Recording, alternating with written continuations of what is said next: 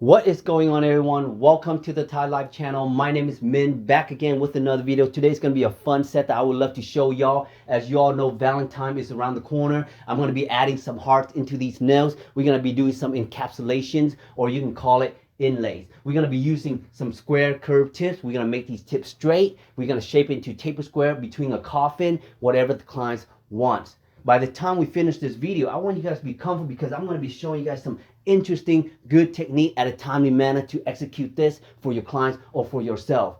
If you don't know what I do for a living, I am a nail tech. I serve clients every single day in my industry, and when I am home, I am producing these awesome videos to share with you because my goal is to give you my knowledge so that you can go out and grow your career as a nail technician. So if you haven't subscribed to my channel yet, please do so. And if you already subscribed to my channel, welcome back to the channel. So the first thing I'm going to do is I'm going to check out the client's cuticles. As you all know, clients going to be coming in with some nasty ass cuticles when they were walking into the salon. Yes, I said it. They are nasty because some of these cuticles are brutal. Some of these cuticles are thick, sharp, and they can get out of control. And sometimes clients even come in with some bloody cuticles because they pick on it.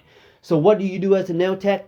You don't do anything besides clean around the cuticles because you're not a doctor. You cannot fix their bad habit of picking on the cuticle. But what you can do as a nail tech is eliminate the cuticle. So once you push back the cuticles, you're going to go in with the cuticle nippers and you are going to eliminate the cuticles. So if you don't know how to cut cuticle, it's between the real skin and the dead skin. You're going to eliminate the dead skin. If you don't know how dead skin look like, you can just feel it. They're very hard, they're very dry, and sometimes they can be very painful if you touch it at the sharp corners. So be very careful as you are doing this. Do not cut the clients, but really clients appreciate when you do this kind of stuff. Do you always have to cut their cuticles? No, you don't. It's because not every client's going to come in with some ratchet cuticles. They're not. They're going to be coming in with some pretty cuticle and you don't have to do this process. But if they do have some bad cuticle, then you just help them out. Something like this, it's just going to make the setup nail look really nice when you guys finish the product. I see so many nail tech out there, they don't eliminate the cuticle. They can do a nice set, but when that cuticle is in the way, nothing's going to look good, y'all. From far away, yes, the nail's going to be noticeable, but from close up, they're going to be like, damn, how come they didn't take care of your cuticles? And you don't want that damn, how come they don't want to take care of your cuticles? You want them to be like, man, that's a fresh set. And that's how you get a fresh set, y'all. You gotta prep it right, okay? So now, after you cut the cuticle, you know during this moment right here, the client is hella happy because they be bragging. They be like, hey, I don't get a lot of nail tech be cutting my cuticle. Usually they just go in with the file and start putting tips on. You see what I'm saying? You don't want to be that kind of nail tech. You want them to brag about you. They be like, oh yeah, that nail tech. They get down. They see all the little corners that we don't see. And that's how you want to build your clientele, y'all. That's the start, okay? This is not even the middle part of the process yet. That's just the start, but you're already giving them a good impression. So why wouldn't they like you for that, okay? So after you clean the cuticle, you're going to go in with the paper band. What is a paper band? A paper band is that little paper file that you're going to rough up the natural nails. Now, a lot of clients going to say that will damage your natural nails. Well, we have to rough it up so that we can get all the oil base off of the natural nail so that the chemical of the primer, the acrylic, the monomer will bond into the nail perfectly. But you don't rough up the nail, it's not going to attach. But is this going to damage the client's nails? No, if you do it right. At the speed that I am using, it's around slow to medium. It's not fast. Tap, tap, let go. Tap, tap, let go until all the shiny area in the nail is gone. Take your time. You don't have to rush. The only time that they would damage your nail doing this part is when they don't know how to use the drill and they're going to go downtown on those nails. And you don't want that. You do not want that. You want some to be gentle, and you got to be gentle, y'all. As a nail tech, I hear so many stories from clients telling me, ooh, that nail tech is rough. They were hurting me. They were twisting my arm, my finger. You know, everything you do, you gotta have like a placement. Like, look, as you watching this video, watch how I'm holding her hand. Watch how I'm placing her hand on my hand. Watch how my finger is holding her hands and fingers. You know, there's all those little things that we don't really notice, because when we're showing you these tutorials, the first thing you look at is the application, the tips. Your eyes zone into that point of view. What you want to do is look at the whole scope at her hand. That's why I like to show you guys how I'm holding her hand and all that. So if you guys are applying tips has different way of applying, y'all. There's a lot of tips, like especially the new nowadays, the straight tips, you cannot mess up when you apply onto the nail. One little curve will change the whole dynamic, and it's going to make the finger crooked. So what you're going to do is, as you are applying the tip, of course you have to match the tips to the fingernails, okay? It would be ridiculous if you pick a bigger tip than the fingernails and you pick a smaller tip than the fingernail. None of that is common sense. What you want to do is you're going to pick the right size, and you're going to look at her hand. Don't look at her finger. Look at the scope of her hand, starting from the top knuckle, okay? Starting from the top knuckle, you're going to roll your eyes and the tips all the way down to the fingertips, and you're going to place them right there. There's many ways to glue onto the tips. A lot of people I have seen where they add the glue right onto the fingernail, and they place the tip and they smash it down and the glue spread. You can do it like that. I never find that efficient. Why? Is because I don't like placing the glue onto the fingernail and hoping that it stays in the dot for me to put the tips on. What I like to do is I like to add the glue where I am going to apply on the tips. So I'm going to apply the glue on the tips. As you can see what I'm doing right there. I'm applying right on the tips.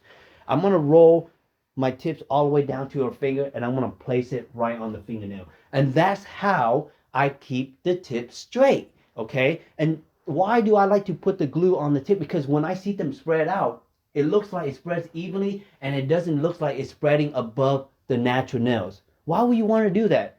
I see so many nail techs putting glues, and then the glue just spread all over the natural nail. Now they have to go back with the paper band, re-sanding the nail again because there was glue on there. Now you're wasting more steps, and now you're damaging the nail because now you have to go with the paper band on the natural nails again. You see what I'm saying? You don't want to do that. Everything you do in this procedure, you want to make sure that you work efficiently and smart. I understand the process can be tweaked in a certain way. You can do a certain step. But with me, I feel like time is so important when it comes to doing nails. Because in a day, there's only so much time that you can be out at work. For example, you start at 10 o'clock.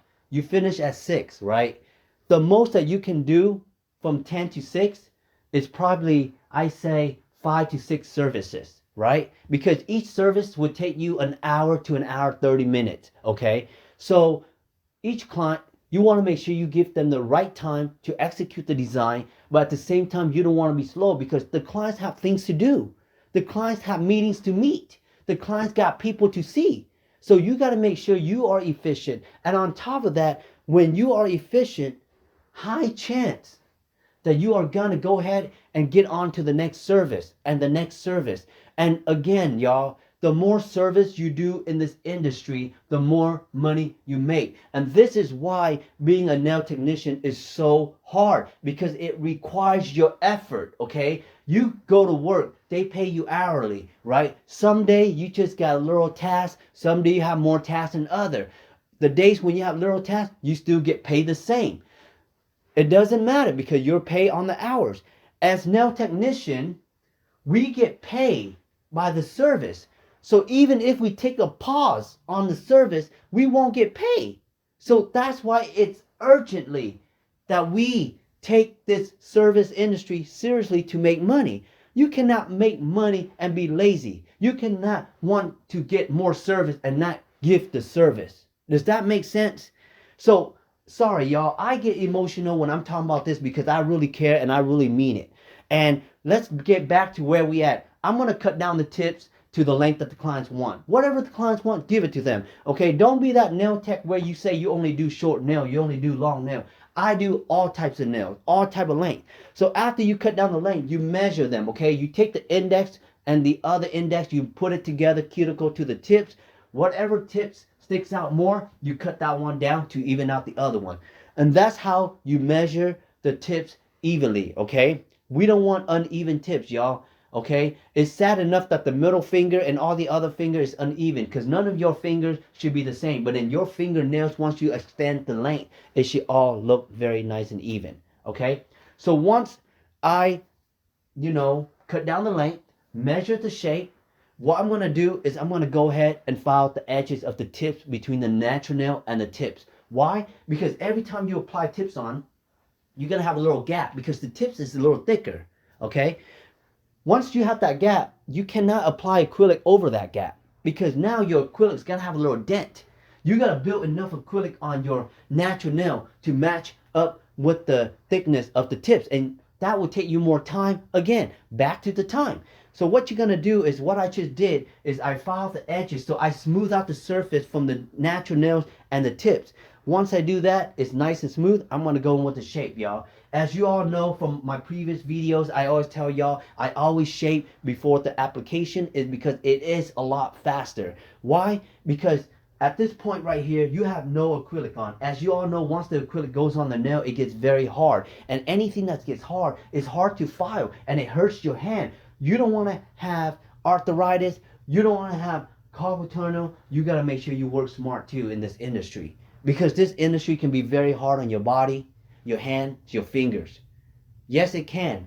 Because all day you're sitting and all day you're using your finger muscle to readjust the client's stiff hand. Yes, honey, that happens. And that's why it is important that you find the techniques that work for you efficiently, okay? You have to work smart, not hard, because this job is already hard already. You cannot make this job any harder. You know what I mean? But shaping is very fun. I love shaping. I find that shaping is probably one of the most important part when it comes to doing nails. You can do beautiful colors, but when your shape is out of control, it's not gonna go together. So you gotta focus on the shape. And when I do shaping, what I focus on is on the left side and the right side of the fingernails, and I want to make sure that is very straight. It should not be wide unless they're asking for duck feet. If they're not asking for duck feet, again, like I say, this client right here, as I'm doing her nails, I look at her hands, I look at her finger, I have to tell myself what shape goes with her hand. And that's how you give them the most beautiful natural shape of their nails, because every single fingernail is different. Some fingernails gonna come in hella big, some fingernails gonna come in hella small, some fingers gonna be hella crooked. I mean, you're gonna deal with all of these type of fingernails, okay? You cannot expect Barbie doll fingernails walking into your salon every single day. That's not life. If they have pretty hands, they'd rather do it themselves at home. Majority of the clients are gonna come into the salon, they got some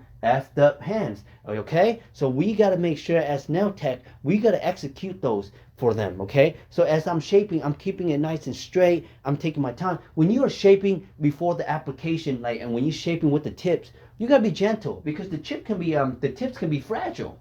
You know, you just glue that tips on. If you shape too hard, that glue might pop out, it might lift, and you don't want that. So you got to be kind of gentle, because like I said, you're shaping with the tips. It's not going to be hard for you to get to that shape. As you know, I haven't shaped the top of the tips yet because I don't want to damage the length. I just want to focus on the side to get it nice and tapered or coffin as the clients need it, right? So I'm going to go in with the Protein Bond, which is a primer by Young Nails. This Protein Bond right here, y'all, I can tell you one thing. This is a game changer. I have used a lot of primer in my career, and this Protein Bond right here, you go in with 2 coats. It is amazing. It doesn't lift my clients' nails. I get a lot of feedback from my clients telling me that, oh yeah, my nail hasn't lift. And they go for 5 weeks, y'all, okay? My clients are not your typical clients where they go every 2 weeks. They go at least for 4 weeks to 5 weeks, because we put so much quality into these nails. It should last. And the goal as a nail tech, you want to make sure that your nails last on the clients. Yes, the longer it lasts, the less they have to see you. But the less they have to see it, the more they think of you, because they cannot believe that their nails are still on. Do you know how many clients tell me that their nails always pop off in a week, 2 weeks. And then when they see me, I say, all right, let's just trust the process. And once you trust the process, y'all, it's all gonna apply. It's gonna work. So after I put the primer on, so as you all know, here we go with the application. This color that I am using right now is very pretty. This color right here is like a light color nude. Has a shade of pink on it. It's called Cover Bear by Young Nails. I love all the Young Nail collections. They have the best nude. It goes so well with different type of skin colors, and I really like it. And most of the times, as you guys have watched my previous videos, or you guys are new to the channel, I like to use a nude base on the nails. I do. Because back in the day, we always like to use the clear powder on every single client that's doing colors. Yes, that's great, but the problem is that it limits you, because now the nail is so clear, you can't do a French, because the moment the French grows out, you can see the growth. The best part about doing a nude color on the base of the nail is like you can do any type of design, and when the nail grow out, you don't have to worry about the look. It's still gonna look pretty, and then when you go in for fills, you still gonna make that fill look like a brand new set. That's the best part about nude base, y'all. It's like, I don't know, it took me like 20 some plus years to finally realize that why didn't we do this 10 plus years ago? Why did we have to? And even till today, you go into salon, number one powder that you will see is the clear powder. Why is it? Because it's cheaper. You know, color acrylic is more expensive, but look, this is a game changer, y'all. Because just having that light nude as a base, you can put any color on top of this, and once you take it off, it still have this nice, beautiful base on your nails. You see how convenient it is? And then when you fill it in with a nude is a lot easier, because let me tell y'all something. When you have a client having clear powder on their nails, right? When they come back for a fill, you're gonna end up cutting some lift.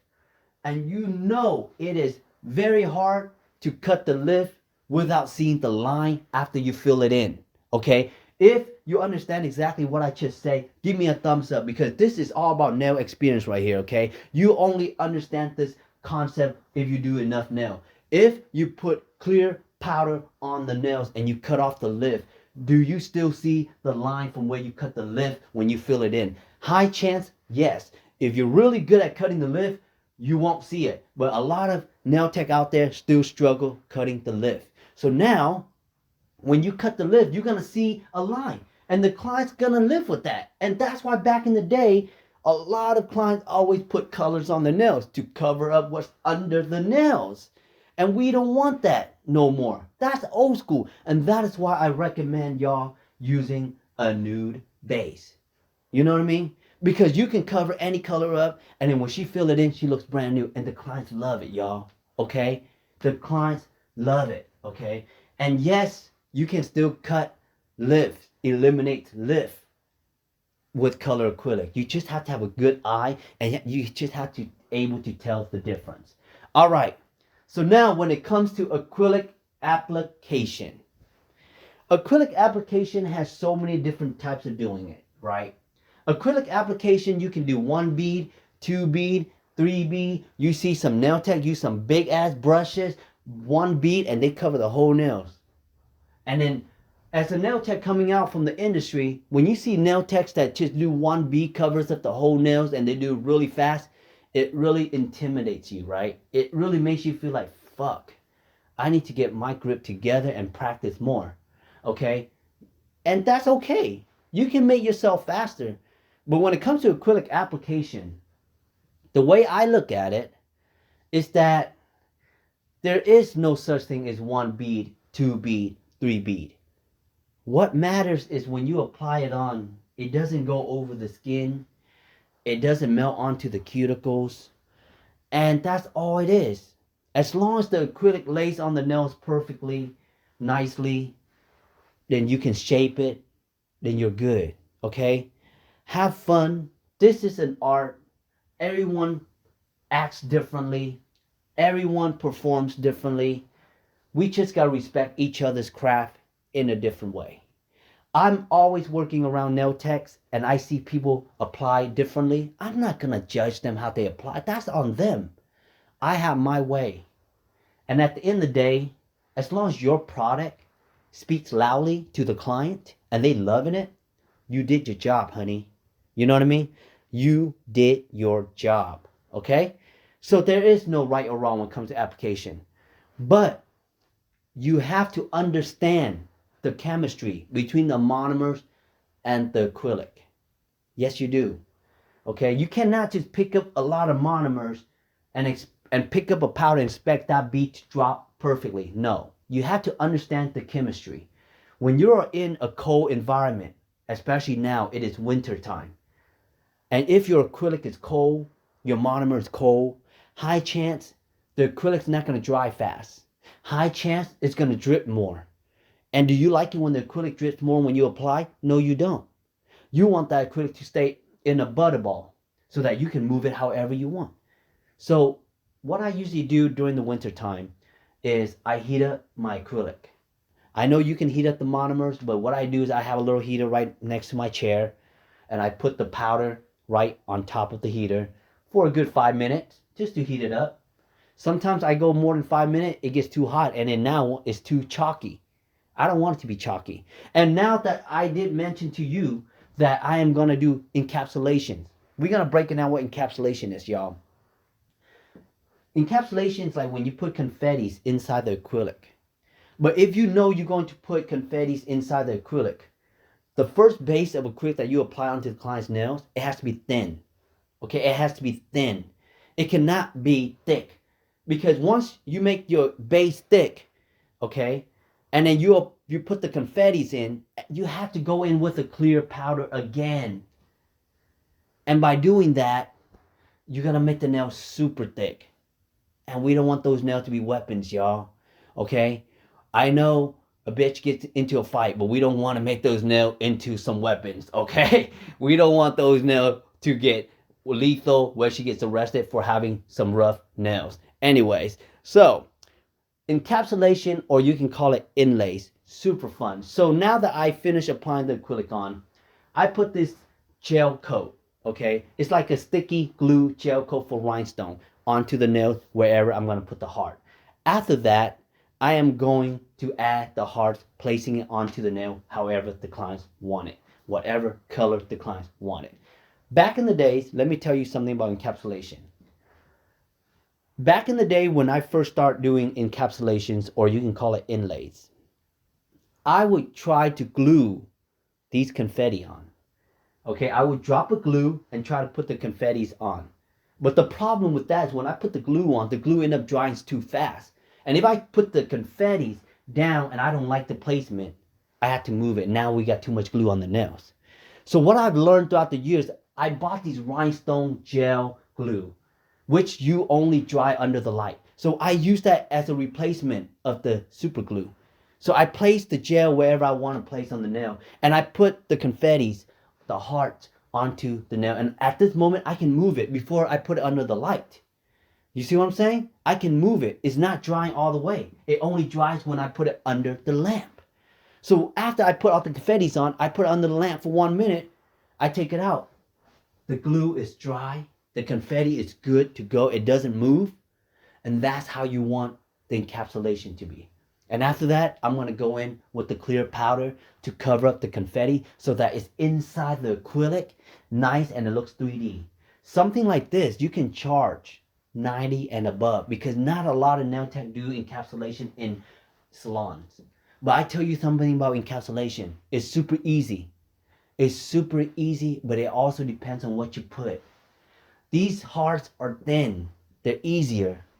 You also get some confettis like flowers. Some of the flowers are really thick. And what you're going to do, you're not going to put them really thick. So some encapsulation can be hard. You just have to figure out what is your best solution and route to take. But it's really simple, y'all. It's nice and simple. You know, the clients love it. And the best part about these encapsulations that when the clients come back for a fill, you just shave it off. You just shave it all off and they still got a beautiful base on the bottom, and you just fill it in, and you can add new encapsulation on it. Okay. The only thing that you might face when it comes to encapsulation is the clients, they really love it and they don't want it off. They want to keep the confettis, but they want to fill it over it. So sometimes that can be a trick where you can tell them the only thing you can do is you can try to fill it or make it kind of ombre, like blend it in with the. I mean, there's different way you can tweak the design without taking off the design. And that is the hardest thing about being a nail technician, is because we have to always think outside the box to bring that solution to the client. Because you know, clients, they're fancy nowadays. They bougie. The clients are hella bougie, okay?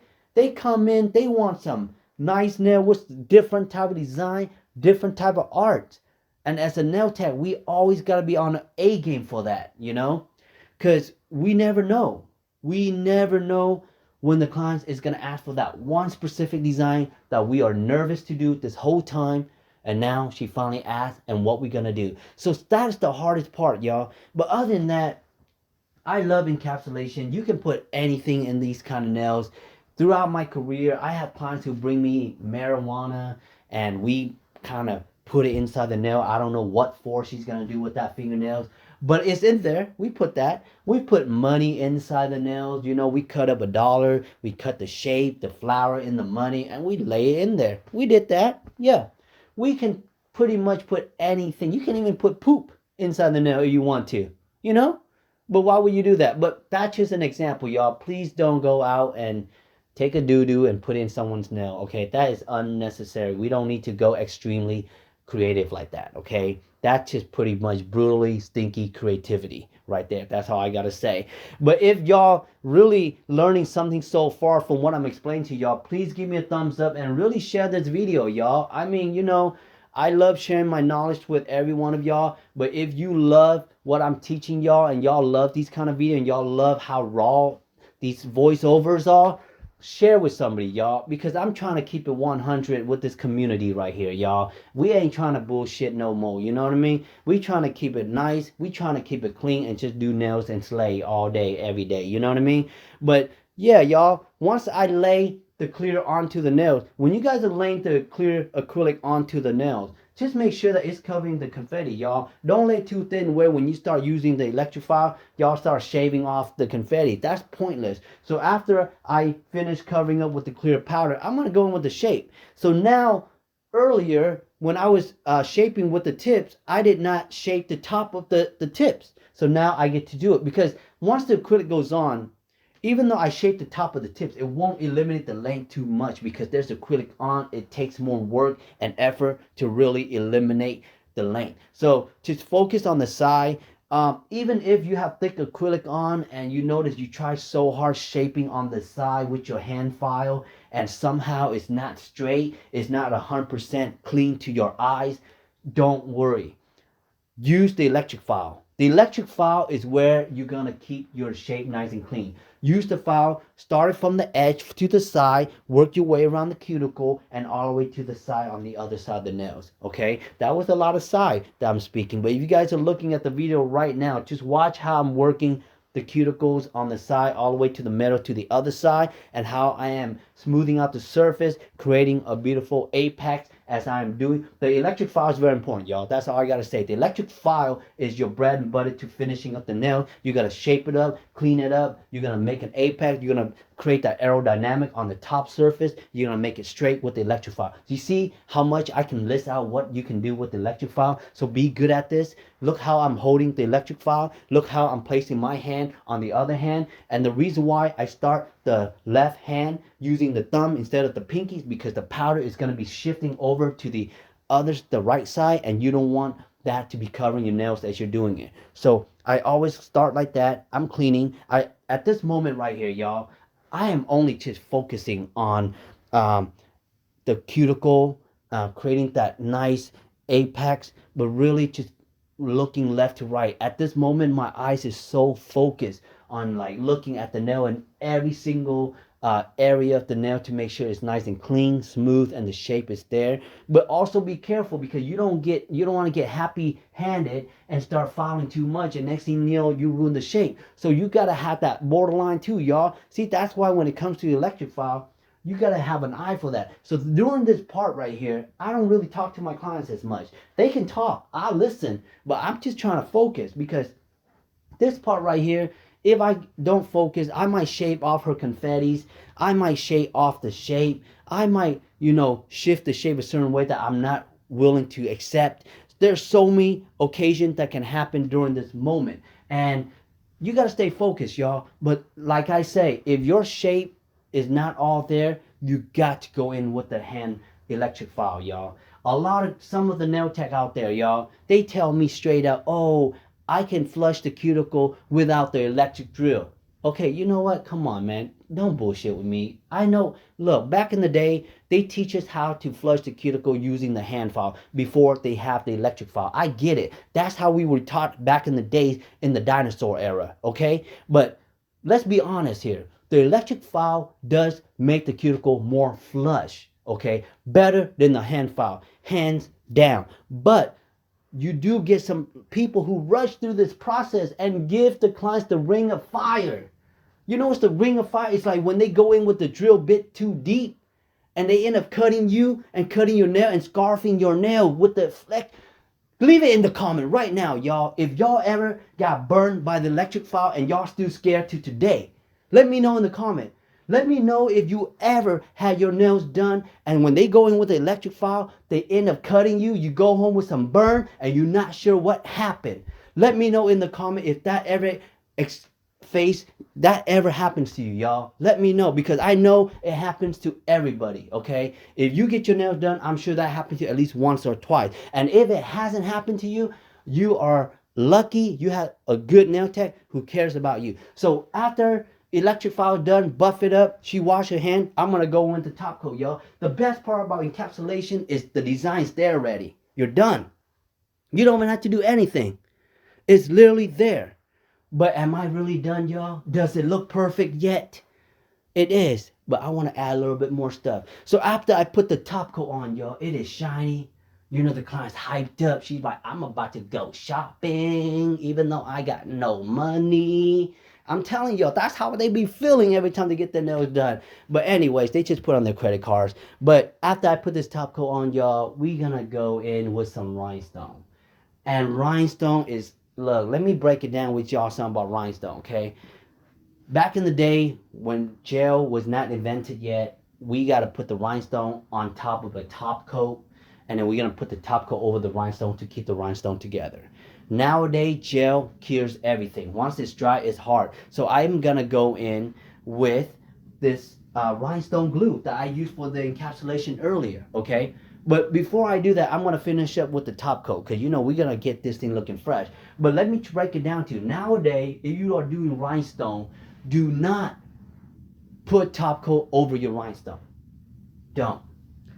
Okay, now they make some really good nail rhinestone glue that really glues the stone together really great.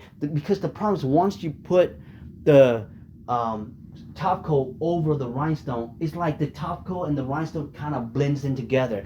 It doesn't look like stones anymore. Like when you look at diamonds putting on the ring, the earrings, you notice you can see the stone separately from the surface, right? That's how you want the stone to look like. So after I put the top coat on the client's nail, here we go with the stone. So I'm just gonna place the glue wherever I am gonna put the stone, y'all. If she's putting a lot of stone, you can just lay a whole swirl of glue on the nails. But this client right here, we're just gonna do a couple stone on the fingernail just to make it pop with the heart. So after I put the glue on, do not cure it. You're gonna go ahead and put the rhinestone on, okay? We're gonna put the smallest rhinestone onto the nail. We're gonna use this katana, which we pick up the rhinestones, and we're gonna go ahead and place the rhinestone down, okay? As you can see, once I put the rhinestone on her nails, I cure it, I'm done, okay? Like I said earlier, do not put top coat over the rhinestone.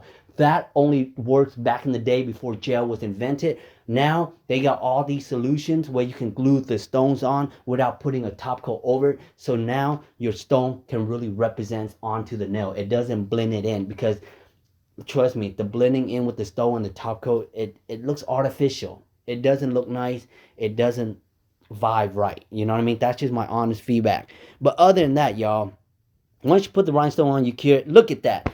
That is encapsulation right there, my friend. That's how you do inlays. That's how you do a beautiful heart design, Valentine with rhinestone, tapered square to coffin. And that's how simple it is. And I hope y'all like this video. I hope y'all learned something. Please share and subscribe and give it a thumbs up.